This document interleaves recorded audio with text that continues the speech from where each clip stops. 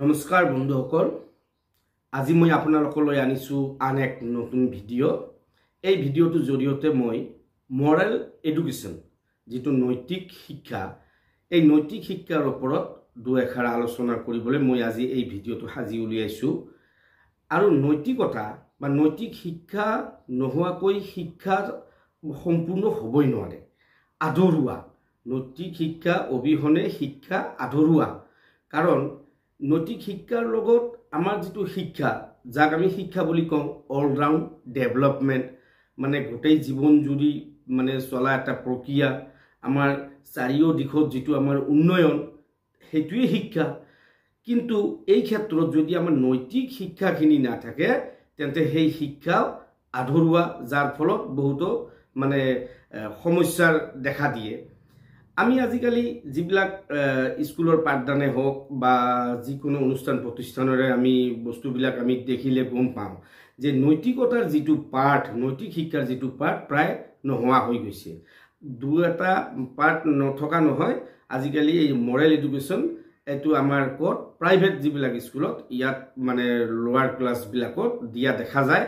কিন্তু আমাৰ চৰকাৰীভাৱে এই যে যিটো আমাৰ মৰেল এডুকেশ্যন যিটো থাকিব লাগে, নৈতিকতাৰ যিটো শিক্ষা থাকিব লাগে, সেইখিনি আজিকালি প্ৰায় নায়েই বুলিব পাৰি। আৰু ইয়াৰ ফলত কি হৈছে, শিক্ষক আৰু ছাত্ৰৰ মাজত এটা ব্যৱধান এটা আহিছে। গাৰ্জিয়ানসকলৰ লগত ঘৰৰ পৰিয়ালৰ লগত ল'ৰা ছোৱালীৰ এটা ব্যৱধান, বা আত্মীয় স্বজনৰ লগত বা ওচৰ চুবুৰীয়াৰ লগত এটা ব্যৱধান। মানে নৈতিকতা যিটো শিক্ষা আছিল, ইয়াত বহুত কথা ইয়াতে আমাৰ জীৱনটোৰ লগত সাঙুৰি লোৱা কথা আছে। নৈতিকতা শিক্ষাৰ বহুত দিশ আছে, সেইটো আমি গম পাওঁ বা জানো। কিন্তু এই শিক্ষাটো নোহোৱাৰ ফলত বিভিন্ন ক্ষেত্ৰত অসুবিধাবিলাক দেখা দিছে। ইয়াৰ মূল কথাটো হৈছিল নৈতিক শিক্ষাত, ইয়াৰ অৰ্থ বহুত বহল, তথাপিও থুলমূলভাৱে মই ইয়াৰ মূল যিবিলাক এক্সাম্পল, যিবিলাক উদাহৰণ মই ইয়াতে শ্বেয়াৰ কৰিব বিচাৰিছোঁ। এই নৈতিকতা শিক্ষাৰ মূল কথাবিলাক আছিল এনেকুৱা যে হিউমেনিটি, মানৱতা, স্পীক ট্ৰুথ, সঁচা কথা কোৱা, be careful with what you say and do to other, respect the property of other, respect and obey the country's rules and laws, pay your tax in time, empathy, tolerance free, self-control, honesty, helping a neighbor, treat people in need. এই যে এই ধৰণৰ কথাবিলাক, এই যে kind, এই যে help, tolerance free, এই যে আপোনাৰ যিবিলাক মানৱতাৰ কথা, সঁচা কথা কোৱা, সন্মান জনোৱা ইত্যাদি, এইবিলাক পাঠ আজিকালি পাঠত অন্তৰ্ভুক্ত নোহোৱাৰ ফলত ল'ৰা ছোৱালীবিলাকৰ শিক্ষক শিক্ষয়িত্ৰী তথা গাৰ্জিয়ান বা আন কাৰো লগত কি ধৰণে ব্যৱহাৰ কৰিব লাগে, কি ধৰণে তেওঁক সন্মান যাচিব লাগে, এইবিলাকৰ পৰা তেওঁলোকে বঞ্চিত হৈ আছে। যেনিবা ছাৰ এজনক তেওঁলোকে সন্মানৰ সহিত কথা পাতিব লাগে, বা এজন শিক্ষকক আগৰ এজন শিক্ষকক লগ পালে নমস্কাৰ কৰা, বা ছাৰক আগত যেনেকুৱা এনেকুৱা আমি শুনি আহিছোঁ যে আগৰ যিবিলাক মানুহ আছিলে তেওঁলোকে কি কৰিছিলে, শিক্ষক এজনৰ লগ পালে নমস্কাৰ কৰিছিলে, বাটত লগ পালে প্ৰণাম কৰিছিলে, অলপ কথা পাতিছিল, বা ছাৰৰ খবৰ লৈছিল, বা ছাৰো তেওঁলোকৰ খবৰ পাতি লৈছিল। কিন্তু আজিকালি তেনেকুৱা মানে দেখা নাযায়। আজিকালি ছাত্ৰ কিছুমান, সকলোৰে কথা মই কোৱা নাই, কিছুমান এনেকুৱা ছাত্ৰ ছাত্ৰীক আমি দেখিবলৈ পাওঁ যে শিক্ষক এজন তেওঁৰ ওচৰদি গুচি গৈছে, তথাপিও তেওঁ এষাৰ মাতো নিদিয়ে, বা এটা নমস্কাৰ বা প্ৰণাম বা ছাৰজনৰ কিবা এটা খবৰ তেনেকুৱা কৰা নহয়। গতিকে এইবিলাকৰ এটা শিক্ষা স্কুলত বা আমাৰ পাঠদানত থকাটো অতিকৈ আৱশ্যকীয়।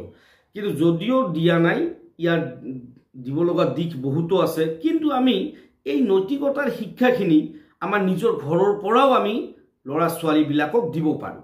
ল'ৰা ছোৱালীক যদি আমি ঘৰতে ডাঙৰ দীঘল যেতিয়া হয়, ঘৰখনে তেওঁৰ প্ৰথম বিদ্যালয় হয়, মাতৃজনে তেওঁৰ প্ৰথম শিক্ষক হয়।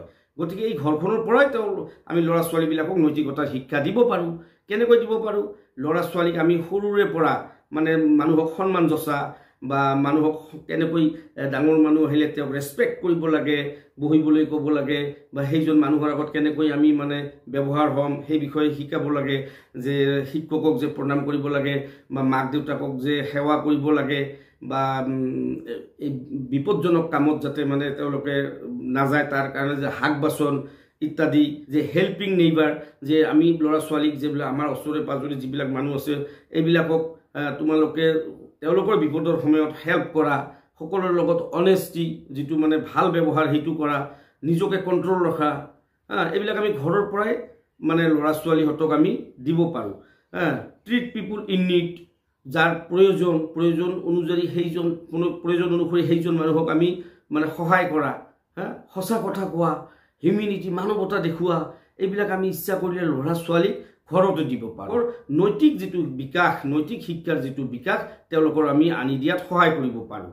গতিকে বন্ধু বান্ধৱীসকল, এই নৈতিক শিক্ষা নথকাৰ কাৰণে আজিৰ সময়ত বহুতো ল'ৰা ছোৱালীবিলাকে ডাঙৰক সন্মান নিদিয়া বা দেশৰ প্ৰতি সন্মান বা ওচৰ চুবুৰীয়াৰ প্ৰতি যিখিনি দায়বদ্ধতা বা সমাজখনৰ প্ৰতি যিটো এটা আমাৰ দায়বদ্ধতা বা আমি দেশৰ যিবিলাক আইন কানুন আছে এইবিলাকক যাতে আমি সমানে যাতে আমি মানি যাওঁ বা এইবিলাক যাতে আমি নিয়ম নীতিবিলাক আমি মানি থাকিব পাৰোঁ, মানে আদাৰ্ছক আমি সহায় কৰা, সদায় সঁচা কথা কোৱা, এই যে মানৱতা দেখুওৱা ইত্যাদি ইত্যাদি এই ধৰণৰ বস্তুবিলাক নৈতিক শিক্ষা নোহোৱাৰ কাৰণে অসুবিধা হৈছে। কিন্তু এইবিলাক আমি ঘৰতো ল'ৰা ছোৱালীক লাহে লাহে এটা গল্পৰ জৰিয়তে হওক, নৈতিকতাৰ এটা গল্পৰ জৰিয়তে হওক বা কিবা এটা কামৰ জৰিয়তে হওক বা এনে বুজনি দি হ'লেও আমি নৈতিকতা শিক্ষাখিনি ল'ৰা ছোৱালীক দিব পাৰোঁ, যে আদৰ্শ বা সংস্কৃতিবান হ'ব পাৰে। এই ক্ষেত্ৰত আমি অভিভাৱকসকল সচেতন থকা প্ৰয়োজন আৰু প্ৰত্যেকেই নিজৰ ল'ৰা ছোৱালীক এই বিষয়ত মানে যিমান পৰা যায় নৈতিকতাৰ শিক্ষাখিনি দিব লাগে। তেতিয়া আমাৰ সমাজখন এটা সুস্থ সমাজ হিচাপে গঢ় লৈ উঠিব। আমাৰ পৰৱৰ্তী যিটো প্ৰজন্ম, এই প্ৰজন্মৰ পৰা আমি এটা সমাদৰ লাভ কৰিম। গতিকে বন্ধু বান্ধৱীসকল, মোৰ এই ভিডিঅ'টো ভাল লাগিলে আপোনালোকে বেছি বেছি কৰি লাইক কৰিব, শ্বেয়াৰ কৰিব আৰু মোৰ এই চেনেলটোক ছাবস্ক্ৰাইব কৰিব।